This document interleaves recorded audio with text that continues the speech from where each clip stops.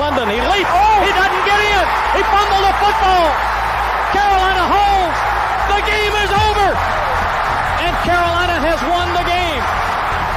With 5 seconds, he's going to throw it. Howard leaps. He has it. Touchdown. Carolina back from the dead to tie the game with 2 seconds to go. There is a flag down. But holy smokes. 2 and 4 in overtime games. Carolina 1 and 3. Here from under center. Give off to Greg Little. Little pulls away. Little is going to score. Carolina wins. Snap back, spot down. The kick is cleanly away. It is good! And Nick it's Barber with yes, a 54-yard field goal. And how about them Tar Heels? They do it! Possible win. Snap, spot, kick away, high enough, long enough. It's good! It's good! Carolina has won the game on a 42-yard field goal by freshman Connor Barnes. In his end zone. The punt, very high. Switzer will have room to return it. He fields it at the 40. Coming near side, Switzer at the 50. Switzer, 45, cuts back at the 40. 35, breaks a tackle at the 30. Still on his feet. No, he's not. Yes, he is. Ryan Switzer for 6. He is doing his best Giovanni Bernard impression. Ryan Switzer again. Bernard fields it at the 26. Heading to the far side. Gio at the 35. Gio, he's at the 50. No, he's not. Yes, he is. Gio is going to take it for a touchdown. Are you kidding me?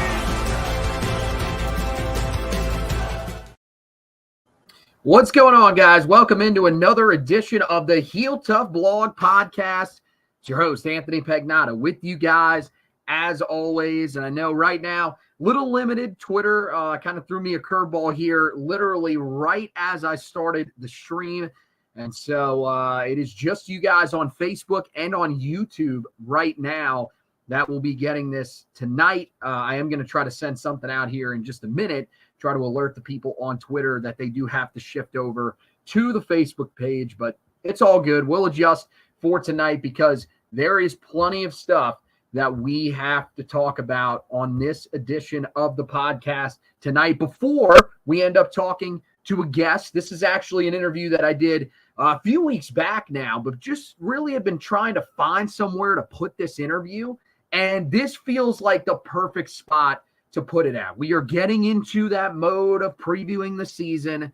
And so, we're going to talk to Phil Steele. That'll be coming up. I'll tell you more about that here later on in the podcast. But how about a guy that has been growing in popularity on social media, a guy that puts out his own ratings for teams in the preseason? We talked to him last year. We're going to talk to him again here this year. Kelley Ford, who does K Ford ratings on Twitter.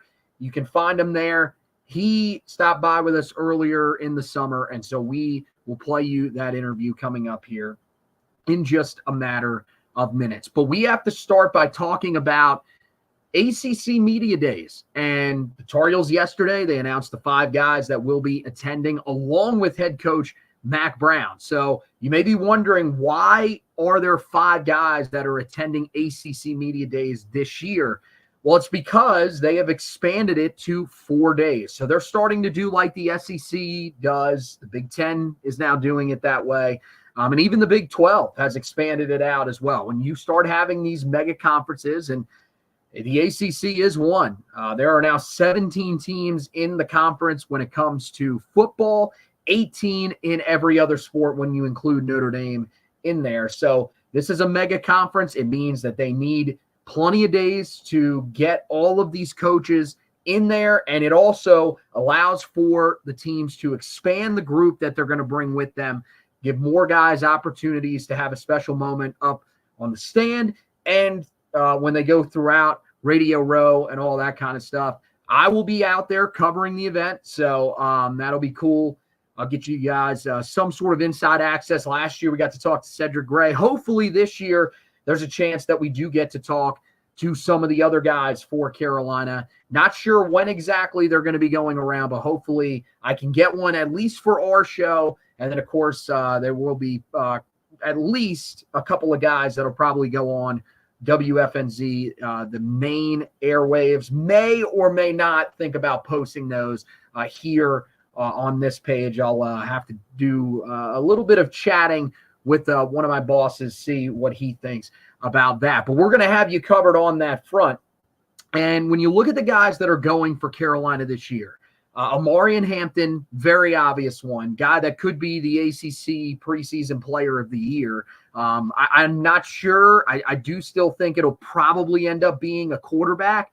But if there's a guy outside of the quarterbacks that has a chance to do it, it is Omarion, coming off of an unbelievable season, a guy that could very well be a preseason All-American. I think there's a good chance that he could be second-team preseason All-American. So make sure, that you guys are keeping an eye out for all of the content. They're going to be definitely all over him at ACC Media Days. And I'm interested to see how the media sort of views him in comparison to the quarterbacks, because this is not the greatest quarterback class that's in the ACC right now. I think it's very good. I think the depth of it, there's a lot of quality, but there's not really that main quarterback that everybody in the country is talking about. It's not at Clemson.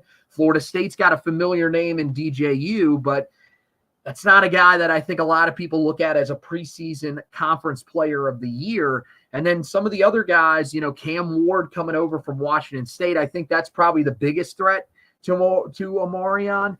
And maybe Haynes King from Georgia Tech, just because of how spectacular of a year he had for that school last year. But outside of that, maybe Grayson McCall gets a little bit of love at State. Heck of a quarterback's been in college football for a long time, but I just don't see any that really stick out like a sore thumb to me that I would probably vote for. I got to be honest, if I'm casting my ballot, and most of the time I try to do it as unbiased as possible, it would probably involve Omarion at this point being the preseason player of the year, because I do think he's probably the most talented player in this conference.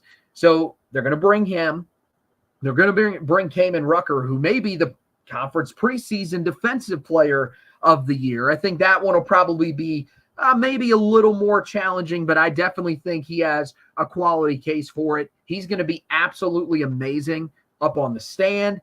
Whenever he sits down on media row, I've heard this guy talk multiple times, and I think he is absolutely phenomenal. I'm hoping that, either we get to talk to him on the station or that I'm the one that gets to sit down with him, because he's a very insightful young man. He's a great leader for this team, and I definitely think he's going to have a lot of really interesting things to say.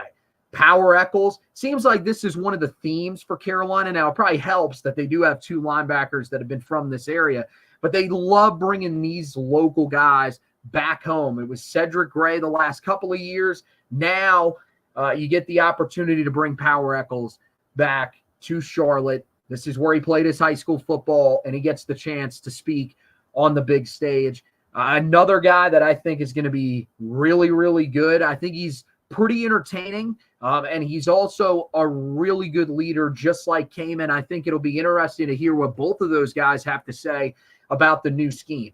Those guys are obvious. It makes a lot of sense why those guys are here. Then Carolina made the decision that they're going to bring both of the quarterbacks competing in the quarterback battle with them to Charlotte. I found this very interesting. I not that these guys aren't deserving. We've heard both of these guys talk. I think Connor and Max Johnson are both really well-spoken guys. I think they'll do phenomenal up there. I'm not worried about that side of it. But to me, I do think it is a little odd to bring those two. First of all, from the comments that we heard from Jacoby Criswell yesterday, it seems like the staff is making it known that this is a 3-quarterback race. there is an opportunity for him to win this job. Now, I still stick to the mindset of he's going to have to be fantastic in this new system that Carolina is playing under Chip Lindsey. And yes, it's year 2 of that system, so you might be saying, why are you calling it new? Because it's new to Jacoby Criswell. Jacoby Criswell was here in 2022 and the couple of years before that. But that was a different offensive staff, a different offensive scheme. He's got a lot to learn, and he's going to have to do it quickly. Do I think the talent is there for Jacoby Criswell? Certainly I do. I know a lot of people have brought up the fact that he was in the quarterback battle with Drake May till the end. If you remember the comments that Mac Brown made earlier this offseason, I don't really think that was necessarily the case. I think they made it known to the guys in practice that it was still a battle. I think they wanted Jacoby to believe it was still a battle. I think they knew from the way that Mac Brown talked earlier this offseason, they knew Drake May was the guy heading out of the summer, if not even going back to the spring. So to me, I think this, the fact that Jacoby Criswell has a shot at this makes the move to bring 2 quarterbacks with you a little strange. And it also just puts them in a very odd spot where these guys are going to be hanging out, talking to each other the entire day. And then when they sit down on Media Row, they're probably going to be asked about the quarterback competition. They're probably going to be asked why they think that they should be the guy that wins the job.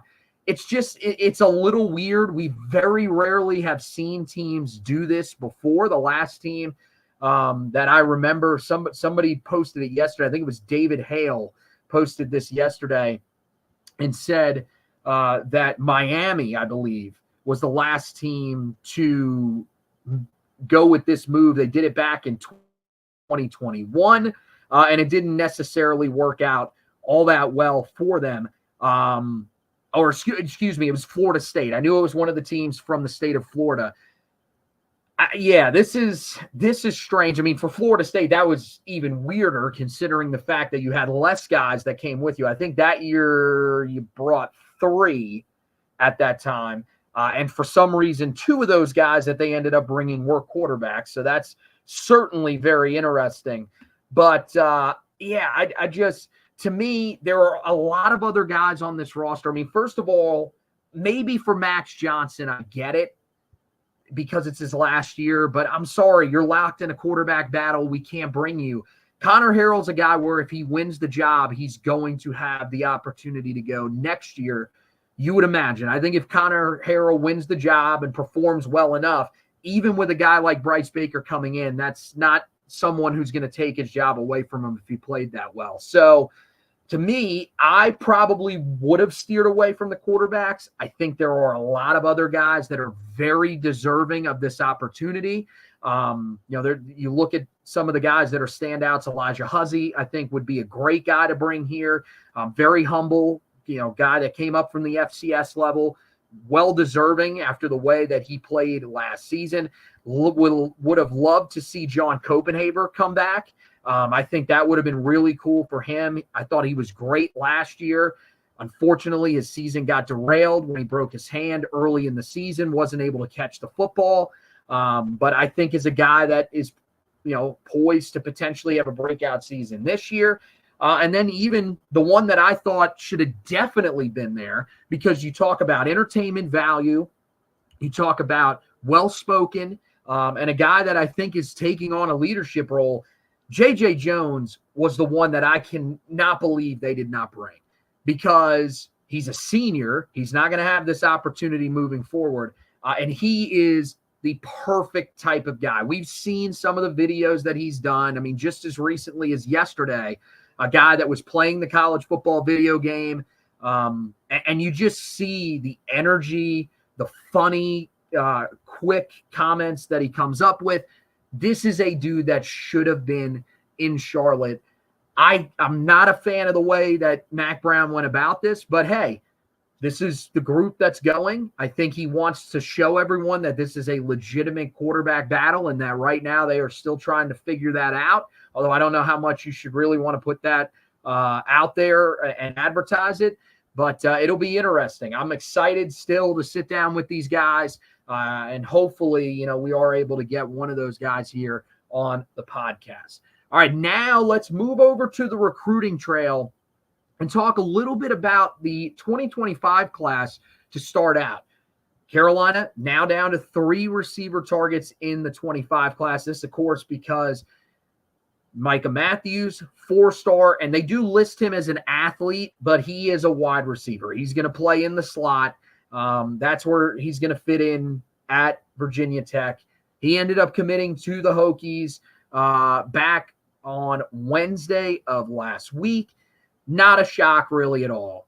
Virginia Tech kind of paced the way in this recruitment. A lot of people were extremely excited after in the Hokie community were extremely excited after his visit to campus officially in the middle of last month. And I think from then on, look, Virginia was a team that I think felt like they had a chance in this one being from the home state. I think Carolina also felt like they had a shot as well, being as close to him as they are proximity-wise. But in the end, Virginia Tech, they give him the opportunity to play both football and baseball. All the schools did. But it feels like for him, staying home was important, and being able to play both of those sports was important to him as well. And I think he'll probably be able to play a more immediate role for a Virginia Tech team than a team in Carolina who made it to the College World Series this past year. So he's out of the running, and now Carolina's down to 3 guys. 2 4-stars, the guys that I think Carolina's most closely locked in on right now. Malik Clark, the 4-star out of Rock Hill, South Carolina. Carolina's been in a good spot for him for a while. He has a couple of crystal ball predictions that are still holding true on 24/7 Sports. It feels like a lot of people still have him trending towards Carolina.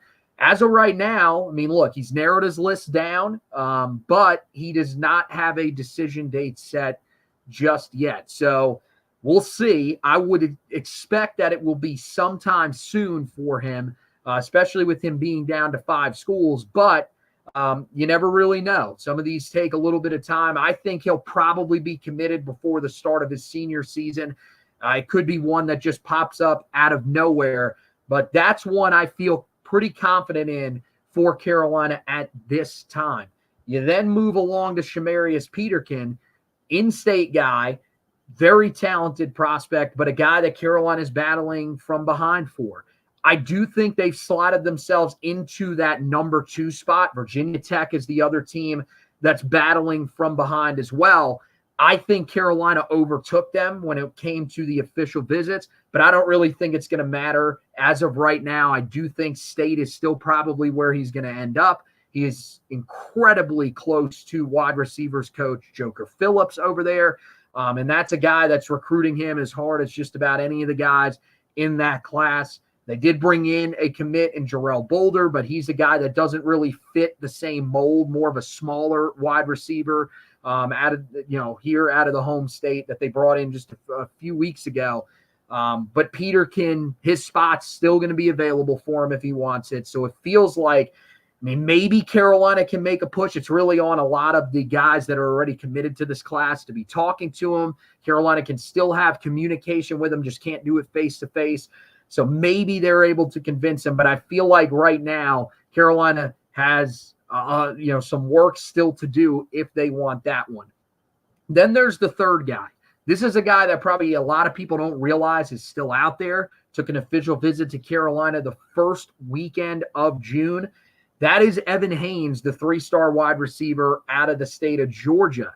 And the thing is I don't really know how serious Carolina is in contending in that one right now. The thing is that if Carolina only lands Malik Clark, you bring in 1 wide receiver in this class. You may say, well, Carolina's brought in a ton of wide receivers in the last few classes. You're right about that, but we've seen before, some of these position rooms can clear out really quickly, especially a room like receiver where a lot of these guys that Carolina is bringing in are very, very talented. Other positions we've seen Carolina steadily start to drop, especially in this class, in terms of the prestige of the guys that they're bringing in. Wide receiver is not one of those spots. It really isn't. It's a spot where Carolina has developed guys at an incredibly high rate. Since Mac Brown's come back to Chapel Hill and brought Lonnie Galloway with him, that position room has produced a player to the NFL draft in each of the 5 seasons. And I don't think that's going to stop anytime soon. There's way too much talent in this room. So I would think that this is, still a room where, because of how many guys are in it and how much, some of these guys are still young. Eventually, some of these guys behind them are going to get frustrated and want to transfer out. It's just inevitable, especially in the landscape of college football right now. So Carolina, I think they should probably still be pretty aggressive with Evan Haynes, but we'll see. Colorado's a school that I think is doing very well for him right now. They've been pushing hard, especially since he took his official visit there. So I wouldn't be shocked if that's the way that he's leaning. Also, in-state Georgia Tech looks like they're doing very well for him as well. So, yeah, Carolina's got work to do with a couple of those guys that I mentioned there at the end. Clark, you still have to keep your foot on the gas because South Carolina is very dangerous. But I do think that Carolina feels like they've got at least one close to in the bag in this class. You move over to the linebacker spot in the 2025 class. Carolina ends up offering an unranked linebacker in Kellen Wiley, a guy that's starting to roll in some bigger offers here recently. This was a guy that was not really on anybody's radar, very minimal offers. And things have really started picking up in the last few months after what looks like a really good camp cycle for him. We've seen this before. Guys, go out, perform really well in camps, and especially when, you start to see some of the guys that Carolina was going after, that you see Carolina, start to miss. They start to look further down. And, Carolina is not the only team that does it. I think a few of his recent offers, it stands out as, places where he just was not receiving interest before. You look, Florida State recently in to offer him, Kentucky, another team that was recently that recently offered him, Michigan State, another one. So you're starting to see him. Carolina is going to have competition for him. There's no doubt about that. But I do think that, this is one where Carolina should probably be aggressive. The reason that they need to be aggressive, I think it's very important because I don't know. I'm not feeling very confident they're going to keep Anthony Crua in this class. I'm really not at this point. I think Georgia has really been pushing hard for him, especially with them looking like they're going to lose Jaden Perlette, who is a guy that's committed to their class right now. Tennessee really pushing for him. There's a couple of different people who have flipped their crystal ball predictions or put crystal ball predictions in that he will flip, rather, to the Volunteers. And so Carolina, if they end up losing him, that means they don't bring a linebacker in this class. And again, very similar to what I just discussed with wide receiver, linebackers a spot. Carolina's brought in 3 linebackers in each of the last 2 classes, which is fine. That's very healthy. That's something that you should want to do. But the thing is that you're going to lose Power Echols after the season is over. Amari Campbell's going to get up there quicker than you would think, but even still, you're going to have him for a few years. And yeah, some of these other guys will emerge, but it's another room where once they get a rotation that they like, which, by the way, a rotation is a very, I use that very lightly because as we've seen in the past few years, really it's the starters. They don't use anybody really outside of the starters. They like to stick to those guys that they have, no matter how many times they tell us they want to rotate guys. They never end up doing it. So guys are going to get frustrated with the fact that they're not playing, and they will hit the transfer portal. Things can thin out very quickly. To me, it's a position they have to have somebody in every single year. And this year, if they can hold on to Crua, I think they've got a very underrated guy. especially with the fact that he's playing defensive end in high school. When you've seen the reps that he's taken at linebacker, he's incredibly talented. It makes a lot of sense. Wiley's a guy that I think is probably more of a project, but if that's what Carolina has to do, if Crua, I think right now they have to just take the mindset that he could end up flipping.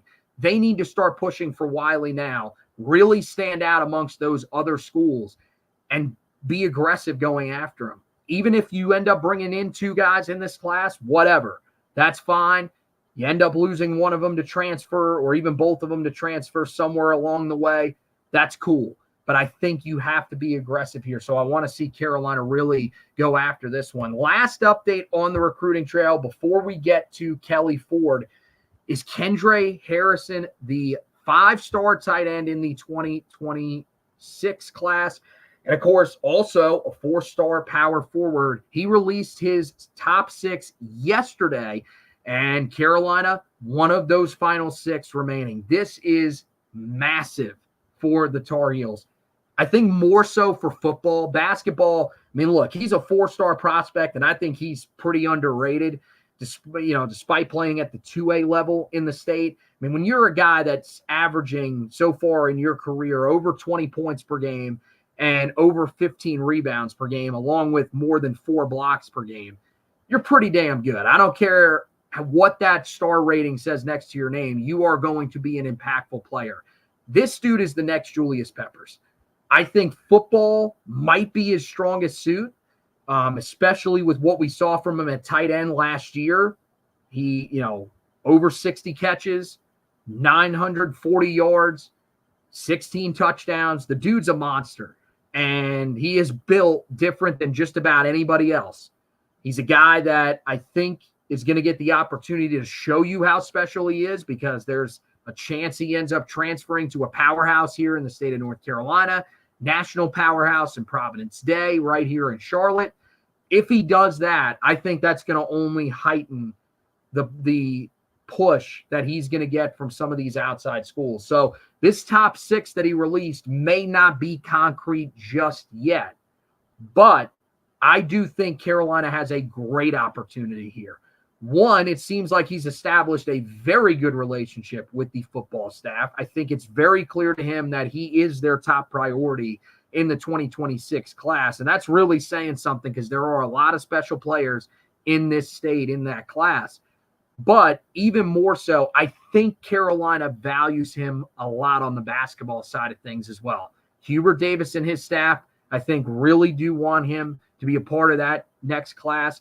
And again, maybe it's just in conjunction with the football program, but I also think there's a lot of things that they really like about him as well. That push, because you look at the other schools that are competing for him. I think Tennessee is one that has a legitimate basketball program that could be a threat. I know Florida's in there as well. That's a school that's done both relatively well. I think, more recently, the struggles on the football side of things may make it even a little bit tougher on them than the basketball program, which I think has been solid the last few years, especially having to transition with the coaches between coaches, I should say. Florida State, getting the chance to play for Leonard Hamilton, although who knows how long that'll end up lasting. And Miami is probably the other one that I view as a legitimately big threat because of how good they are at both sports. But Carolina, it's the home state. Playing for Carolina on the basketball side of things, look, Tennessee's got some basketball history. There's no doubt about that. Miami's been to a Final Four within the last 3 years. Carolina basketball is clearly the most successful out of the group of teams that he has remaining in his top 6. So I think there is a great chance that Carolina could end up being the pick because of that combination. But we'll have to wait and see. It's still early for him, although I do think the fact that he's released the top 6 already shows you he's not messing around. This will probably be done sooner rather than later. So we'll have to keep an eye on that moving forward. But now, we've looked at all the stuff on the recruiting trail. We've talked about media days. Well, now it's time to look ahead to the season. And to do that, we have to bring in Kelley Ford. I talked to him a few weeks ago now, right before he was getting ready to head out on a vacation, and talked to him about what he foresees for Carolina this upcoming season. All right, guys, we now welcome in Kelley Ford. He is on Twitter at K Ford Ratings. He does college football power ratings and resume rankings.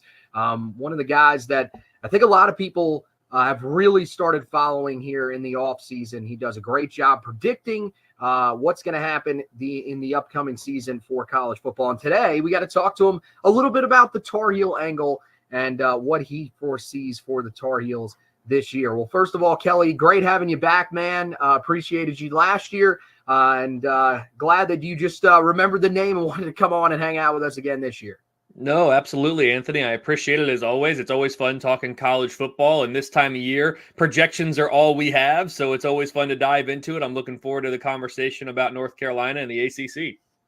Well, the interesting thing is when you look at it, the Tar Heels kind of stack up in the area that I think I've seen most people placing them. It sees them towards the middle of the conference. I think looking through your projected ACC standings, it has them 8th. Does that seem like a comfortable range for Carolina? And how high ultimately do you think that this year's team can finish? Because I just don't know if there's the ceiling that the team has had the last couple of years with guys like Drake May and Sam Howell in place.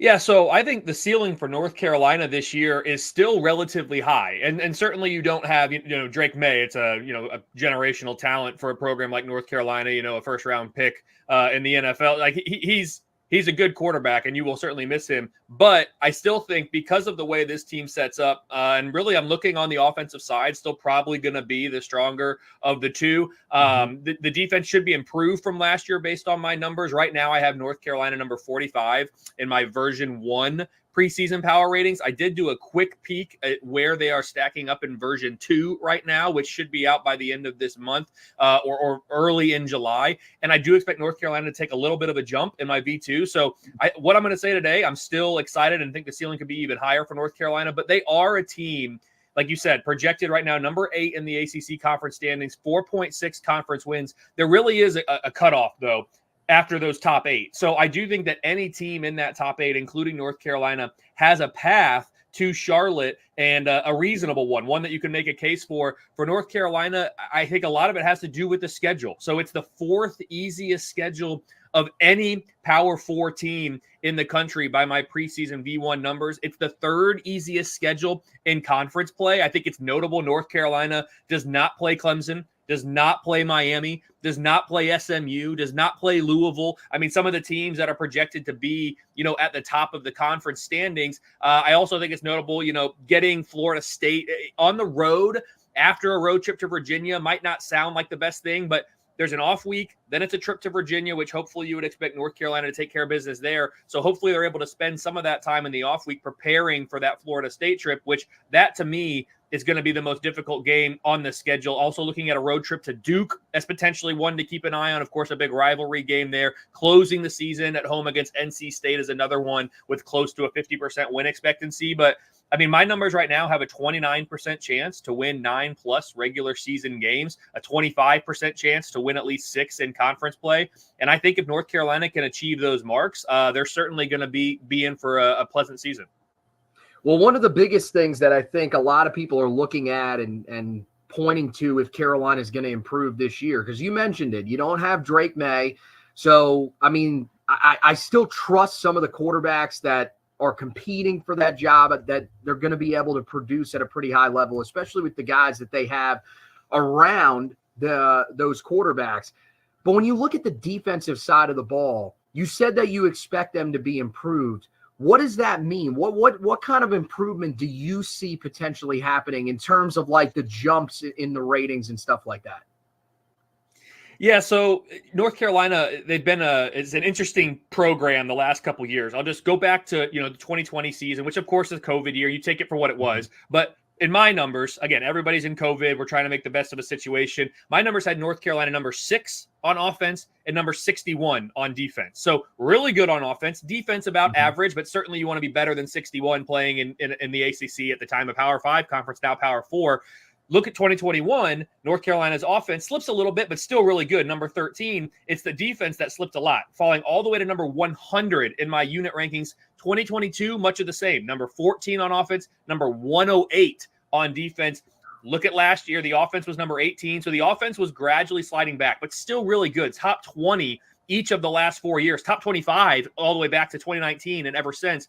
The defense, though, made a big jump from 2022 at number 108 to 2023 at number 77. So we saw improvement last year from North Carolina on the defensive side. My numbers right now are projecting the defense to be number 71. So it's an incremental step, but it's a step in the right direction. And it's the best that North Carolina's been, or projecting to be the best North Carolina's been since that 2020 season. So I'm encouraged by what we're seeing there. Certainly, the defense is going to need to play at a higher level than number 71 to achieve, some of the goals that the team has and the fans might have, potentially trying to make it to Charlotte. But the good news for that defense, if you look at the collection of opposing FBS offenses that North Carolina faces, it's the 59th most difficult, or in other words, the 10th easiest within the Power 4 ranks. So there's 68 Power 4 conference teams. Number 59 out of 68 is what North Carolina faces with regard to the difficulty of their opposing FBS offense. So this defense might be the weaker of the two units,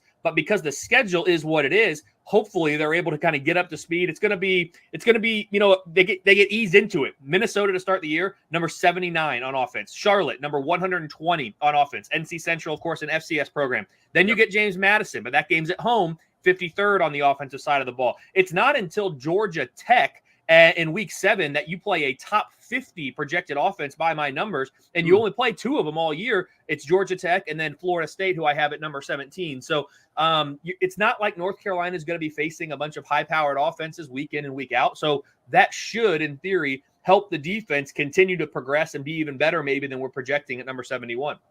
All right, and then let's talk a little bit about the offensive side of the ball. I think people are kind of wondering, you said it's kind of been a gradual fall off, not anything significant on the offensive side of the ball. Do you kind of see that again with this offense, or the fact that they're now having to turn to a guy that may not be on the same level as Sam Howell and Drake May were? Do you see maybe a steeper fall off?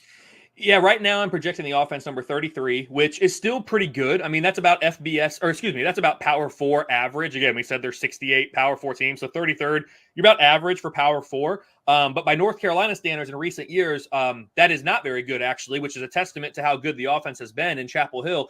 If you finish number 33, that would be the worst that North Carolina has been on the offensive side of the ball since 2018, when you finished in the mid-60s. But outside of 2017 and 2018, North Carolina has never in the CFP era finished worse than number 30 on the offensive side of the ball in my power rating. So there's a 2-year stretch there, 2017-18. But other than that, this has been a top 30 offense year in and year out. I'm projecting around there right now. Again, the V2 numbers even slightly higher on North Carolina than V1. So maybe expect to see a little bit of an improvement there too when those numbers come out. But it's still a good offense, not going to be, at least projecting, going to be as dynamic as what we've seen in recent years. But again, the difficulty of the schedule that North Carolina is facing, I talked about, it's the 4th easiest in all Power 4. It's a top 10 easiest opposing offenses. It's a top 20 easiest opposing defenses too. So if I go down the list of, what defenses are projecting to be the best on North Carolina's slate, Florida State's number 11, NC State's number 21, Duke is number 35, Minnesota to start the year, is number 25.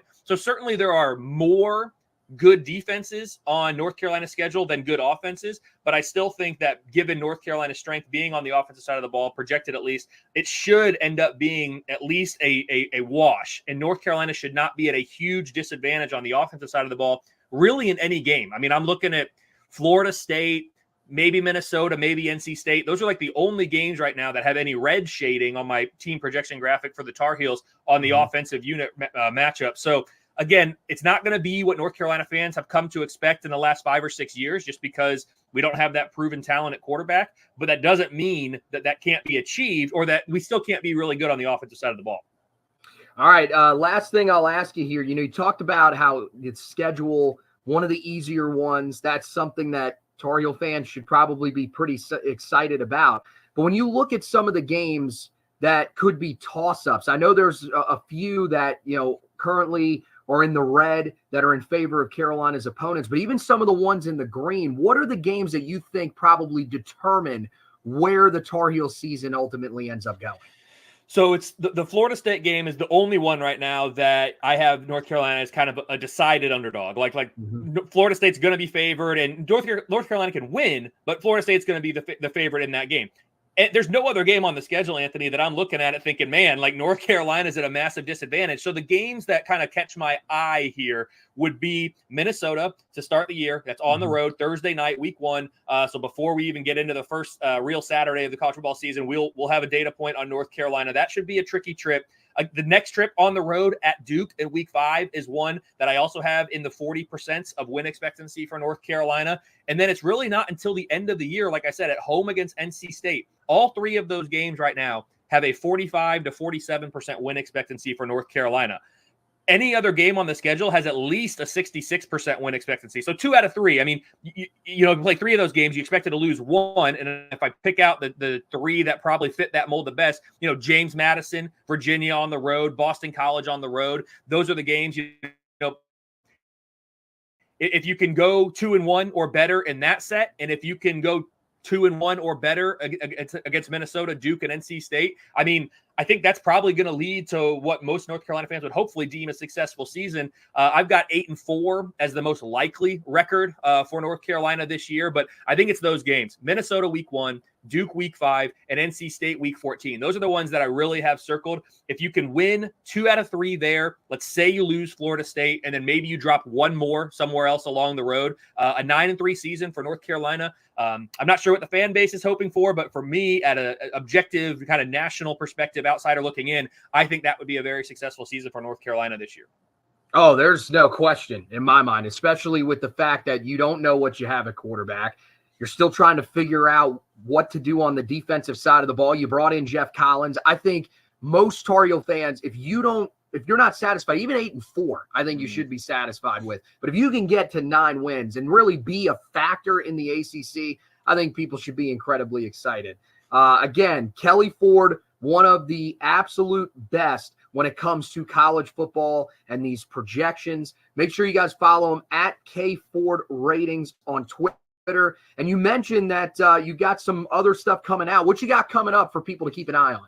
Yeah, so just recently posted, kind of the CFP projections, the schedule difficulty things that I've been putting on Twitter, but the V2 numbers, the preseason version 2, so it's an update on version 1. It's not going to be drastic changes. You're not going to see teams, climbing 30-plus spots, but there's going to be some movement, and there's going to be a couple teams that maybe move upwards of 20 spots in the rankings just because of how I layer in the information that I'm getting and putting into my model. But again, North Carolina, I expect to see a little bit of a jump. When I get the version 2 done, I'll then rerun all the year-long simulations, right? The projections for every single team, including North Carolina. I'll get that posted, and then we'll see what else we have later this year.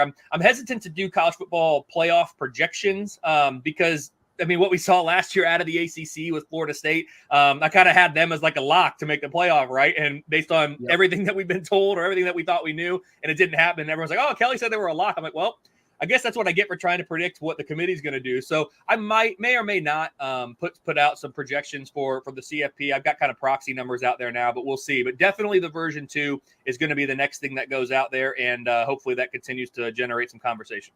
Yeah, well, look, any of us in college football that cover it, that are fans of it, nobody has any idea what goes on with any of this stuff. So trust me, you're just like all of us. You have put in so much work on this stuff, man, and it is so entertaining to follow. It's amazing, and it gives us a great reference point. So thanks so much for stopping by with us. Guys, again, make sure you check him out on social media and check out those V2 rankings. I know I will be locked in and checking out where he has the Tar Heels and those new projections. Thanks for joining us, man. I know you're heading on vacation, so enjoy that. And, best of luck. We'll talk to you again soon. And if we don't talk before the season starts, enjoy this college football season. Thanks, Anthony. Really appreciate it. All right, so there's Kelley Ford right there. Let me adjust the screen just a little bit here for you guys. So that'll make it a little bit easier on the eyes. he does have those Volume 2 rankings out. As he mentioned, Carolina probably not going to move too much. They did not, but make sure you go check out where they are at there and see if any of those toss-up games adjusted in Carolina's favor or if any of the games, adjusted away from Carolina's favor. But again, I said it there, and I can't state it enough. 8-4, I think people should still be pretty happy with. 9-3 would be a pretty great season. And if they somehow found a way to go 10-2, you should be absolutely ecstatic. I know the schedule sets up really well for them, but this is a team going through a lot of transitions. So, again, make sure you follow at Kelley Ford Ratings on Twitter.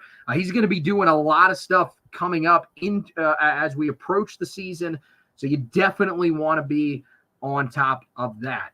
He is not the only preseason predictor that we are going to have on, though. Tomorrow, we are sitting down and talking to Phil Steele, who produces what we like to call the College Football Bible, the preseason guide that everybody has been using for the longest time. Incredibly accurate, and he has done deep dives on all these teams. He sat down with the coaches and talked to them. So that's going to be really exciting. We're going to talk to him tomorrow. The podcast will be live streamed on Thursday. And then probably later on that night, I will end up podcasting that and putting that on Twitter. Right now, I got to figure out what we're going to do about the Twitter stuff. I'm not really sure at this point. I just honestly cannot believe that you have to upgrade now to something that costs over $100 a year annually.